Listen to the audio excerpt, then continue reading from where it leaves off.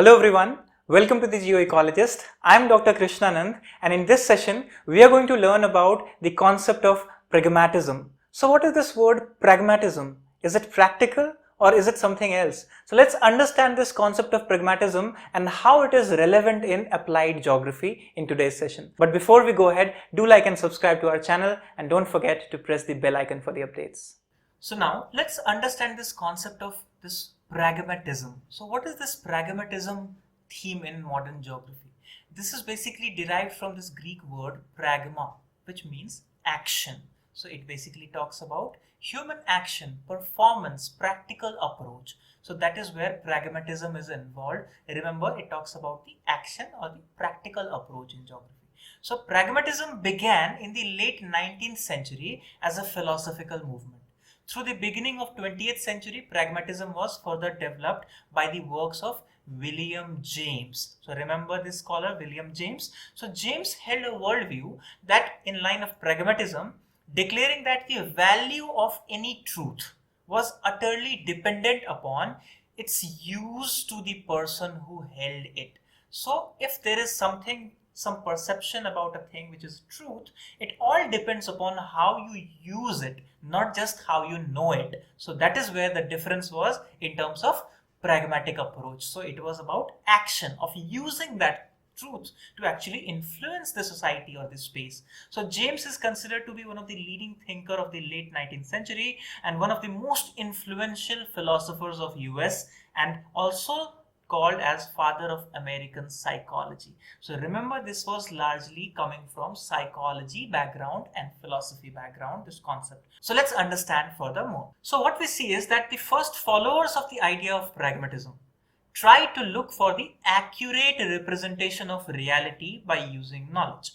So as it was talking about a practical approach, about an action, for that accurate representation, accuracy in the truth about space, it was more important. So seeking knowledge which was more accurate. So this was the first important point. Then scholar like Rorty, an American philosopher, was suggesting that pragmatism examines the usage of knowledge. So it was not just knowledge acquisition, but usage of knowledge. So the knowledge shouldn't be understood as offering some unobtainable accurate representation of reality, but can be described as ongoing conversation between all of us in our daily life. So that is how simply he said that knowledge could be described in the forms of representation of reality, that is the lived experiences about the practicality of knowledge. So not only people who have knowledge like students, teachers, but it's also important that everybody else takes part in this particular form of knowledge. That is important. So what? The traditional thought that knowledge seeking is only there for teachers and students.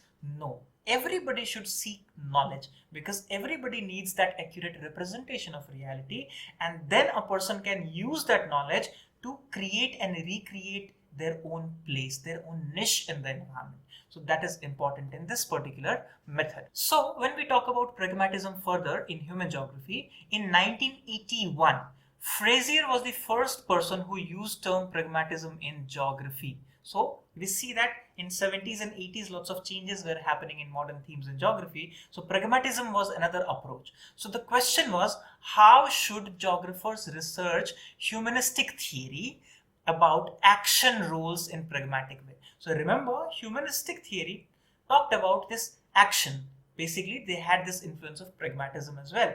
So how to actually do it? So he found out that human interests, desires, prejudices, and group values. So look at these terms: human interests, desires, prejudices, group values vary across space. So this is something that has lots of diversity. The action rules are influenced by these characteristics only. So this is why Frazier took seriously the influence of geographical variation, because this is across space that it varies in everyday context for both knowledge creation and knowledge implementation. So not just for creation, but for implementation also, there is an influence of this geographical variations across space. So other geographical arguments for the use of pragmatism are, on the one hand, the knowledge that is important because the knowledge within which human geography deals, and with it meaningfully obtain its practice itself geographically fragmented. So remember, it was not just obtaining the knowledge on one hand, but rather it was meaningfully obtaining its practice as well. Then on the other hand, it is suggested that absence of grand philosophical guidelines for practice, the discipline must regain a sense of moral political purpose to justify what is in practitioners do in the field of the streets of the world. So it was important to have these important guidelines. It was important to justify what practitioners of these knowledge do actually. So what we see is that pragmatism is basically a modified form of positivism. So remember, as the paradigm of positivism, the logical positivism, all these things were prevalent during the quantification time, the quantitative revolution time. So pragmatism was one of the approaches, one of the modern themes in geographical thought that was coming again out of this particular movement. So it had a modification. So like positivism, pragmatism advocates the use of scientific method, but it does not undermine the existence of human beings as a practical being, as knowledge seekers. It does not say that human beings are passive. So that's important to understand the difference between pragmatism and positivism. So the other difference being that this movement tries to find solutions to human problems. So it was not just about analyzing or explaining why it happens. It was also talking about whom and how question. So then it could find the solutions to the problems of lots of societal issues that were going around. So that was important here. Then the proponents of pragmatism use value-based scientific methodology. So remember, it was not value-free inquiry as in the case of positivism or in the form of dialectical approach of Marxism. So it was a value-based approach rather than value-free approach. So value-based scientific methodology is important, that incorporates all those normative values questions like attitude, belief, norms to solve the practical problems of the society. Unless we incorporate these normative questions, it will be always away from the reality. So to integrate this method, this practical approach of pragmatism was employed in geographical understanding. So in other words, it is action oriented, user oriented, and extends the experimental method to include evaluation and implementation. Now just focus on this particular line. It is action oriented, user oriented. Basically there are numerous users of a knowledge form. So it is user oriented means it is also individualistic. It can vary across space. And it extends the experimental method to include evaluation as well as implementation. Not just implementation, but it's evaluation as well. So that is important here. Now, furthermore, what we see is that in geography, this approach is distinguishable as a planned action, as a positivistic action plan. That's why it is pragmatic. So rather than just thought for planning, it's not talking about just thought, it's talking about actual planned action. So that's important. So because evaluation and implementation stages are involved, we must deal with the way things are rather than just having an idea of what they could be.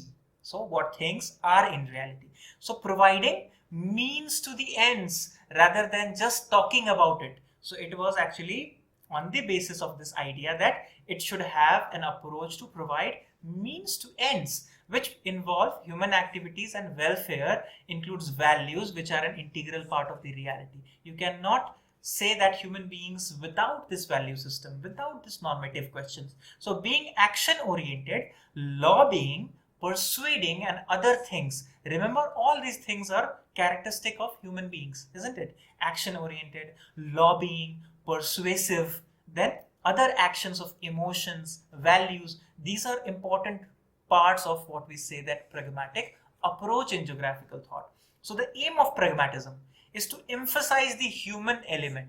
And remember, again, humanistic geography, it also had this pragmatic approach in it. So our thoughts determine our acts. This was the first thing in this line. And what? And our acts further determine the previous nature of the world. So remember that it is important to come from the thoughts to the action and see what is happening because of this action in the world, which will generate another consequent thought. So it will be again further. But in everything, what is central? Human beings are central. So man is central. So this view is similar to those expressed by Vidal de la Blache in the French school of geography, that we say is the possibilistic school, or the most important school for the development of human geography. So what we see that Blache also talks about the carving of niche by human beings, that is a way of life, the shaping of milieu, the genre divide. So these are important things that talk about the action, not just thoughts of human being. So we can see that pragmatic approach was also involved in Vidal de la Blache's concept as well. Now finally, the major attributes of pragmatism. Let's understand this. So there are four major attributes if we see here. The imperfection of reality. So the pragmatists believe that current reality is composite of knowledge and error. So remember, it's not error free. Practically, if you see, nothing is error free. It always has some anomalies, some imperfection. Nothing is ideal, nothing is perfect. That's important. Then fallibility views of knowledge. That is because of the changing nature of reality, that is world reality, mind's view of it is impossible to guarantee an expected result from a specific experiment. So remember, when we say that in our research, this is going to be an outcome, remember it cannot be fixed. So past successes do not guarantee future success. So if you're preparing for civil services exam, or for that matter for any exam, and somebody must have guided you, or you must have followed a path which you have thought that it would guarantee a success because somebody else got a success on this path, remember it's not like that. And that is what pragmatism teaches us, that remember that path of success may not repeat for you as well.